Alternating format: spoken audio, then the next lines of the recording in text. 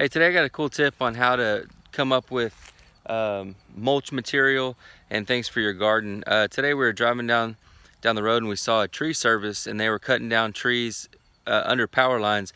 And I stopped and I asked them what they were doing with all the tree clippings, and they said that they were just dumping them at their place and they didn't have any use for them. So I told them, hey, you guys come to my property and you can dump all that you want. And they said like 10 more of these loads. So here's what we got. We got a whole load of, it's got leaves, tree branches, a lot of wood chips, some cedar and some oak and different things. So we're really excited about this. We're gonna put this on some of the gardens, the roost out garden, and in the aisleways and in the pathways. So, but yeah, I just want to show y'all a cool way to get free material, and it's helping them out and it's also helping us out. So you got to be resourceful. See if you can scout these companies out and ask them to drop them off on your property.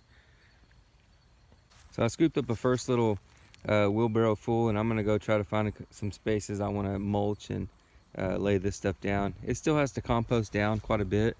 You can see there's still green material in here, but after a week or so this will be broke down. It'll probably shrink down quite a bit, but it'll definitely start composting and become super rich in nutrients.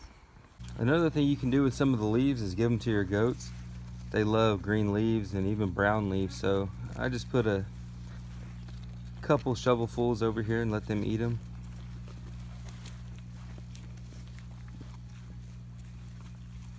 So here you can see I've added a bunch of mulch around this Rosa Sharon just to try to keep the weeds down.